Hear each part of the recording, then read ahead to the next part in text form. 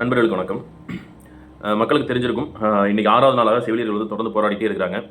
இது வந்து அரசாங்கம் வந்து இதுக்கான ஒரு தெளிவான ஒரு தீர்வை கொடுக்காம போராடுறவங்கள கைது பண்ணிட்டு இருக்காங்க. இது எவ்வளோ பேருக்கு தெரியும்னு தெரியல. இன்னைக்கு வந்து பார்த்தீங்கன்னா, நேற்று நைட்டே வந்து அரெஸ்ட் பண்ணியிருக்காங்க. அரெஸ்ட் பண்ணிட்டு ஒரு மண்டபத்தில் கொண்டு வச்சு அடைச்சிருக்காங்க. அங்கே வந்து அவங்களுக்கு தேவையான எந்த ஒரு இதுவும் இல்லை. அவங்களுடைய உடைமைகளை கூட அவங்க கைக்கு கொடுக்காம எல்லாம் ரோட்டில் அப்படியே கிடக்கு. இவங்க வந்து வலுக்கட்டாயமாக வர முடியாதுன்னு சொன்னால் வலுக்கட்டாயமாக இழுத்துட்டு போய், நாங்களாகவே வந்து வண்டியில் ஏறுறோம்னு சொன்னாலும் அதுக்கு அலோவ் பண்ணாமல் தரத்தரத்தான் இழுத்துட்டு போய் அடித்து ஏற்றிருக்கிறாங்க. ஒரு பெண்மணி சொல்கிறாங்க இந்த வீடியோவில்.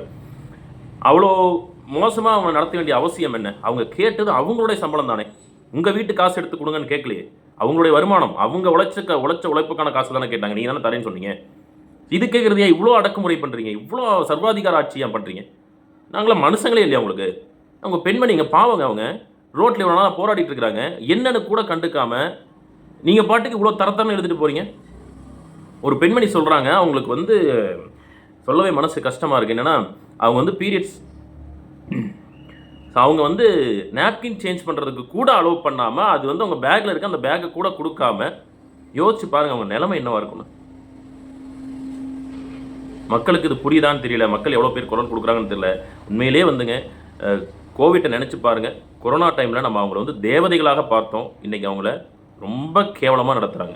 தேவைக்கு பயன்படுத்தக்கூடிய அரசாக தான் வந்து இந்த அரசாங்கம் வந்து இப்போ இருக்குது. இது அரசாங்கத்தை குறை சொல்கிறதா, இல்லை காவல்துறை குறை சொல்கிறதா, காவல்துறைக்கு ஆணையிடவங்களை குறை சொல்கிறதாங்கிறது தெரியல. ஏன்னா அவங்கள அரெஸ்ட் பண்ணி கூட்டிகிட்டு போகும்போது பார்த்தீங்கன்னா அதில் நிறைய பெண்கள் தான் இருக்கிறாங்க. பெண் போலீஸ் தான் இருக்கிறாங்க. நீங்களும் ஒரு பெண் தானே.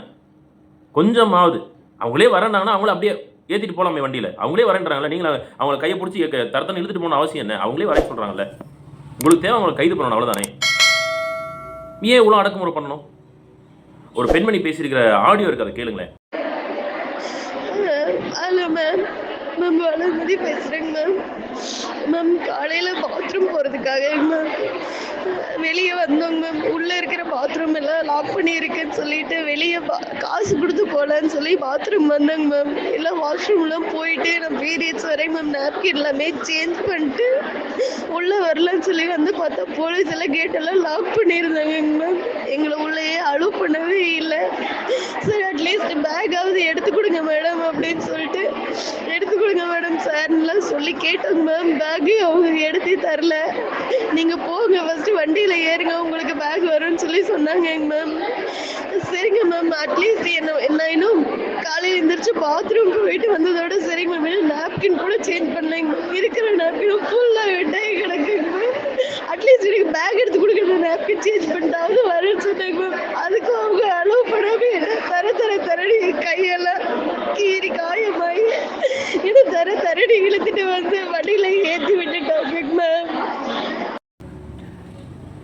இப்போ என்ன சொல்ல போகிறோன்னு தெரியல மக்களே. இப்போது இது வந்து ரொம்ப நெகிழ்ச்சியான ஒரு பதிவாக தான் இருக்குது. இந்த வாய்ஸ் கேட்கும்போதே இவ்வளோ அடக்குமுறை பண்ண வேண்டிய அவசியம் என்ன அவங்களுக்கு அப்படிங்கிறது தெரியல. ஒரு நியாயமான ஒரு விஷயத்துக்காக போராடினால் அந்த போராட்டத்துக்கான முடிவு இதுதான். இது தொடர்ந்து நடக்கணும் அப்படின்னு நம்ம நினச்சோன்னா அடுத்து யார் ஆட்சியில் உட்கார வைக்கணும்னு யோசிக்கணும். இவங்களே சூப்பராக பண்ணுறாங்கன்னா இவங்களே உட்கார வைக்கலாம். இல்லை ஒரு மாற்றம் வேணும்னா யோசித்து ஓட்டு போடணும். அதுக்கு முன்னாடி இவங்களுக்கான ஒரு நல்ல தீர்வு கிடைக்கணும்னு மக்கள் கொஞ்சம் சப்போர்ட் பண்ணுங்கள்.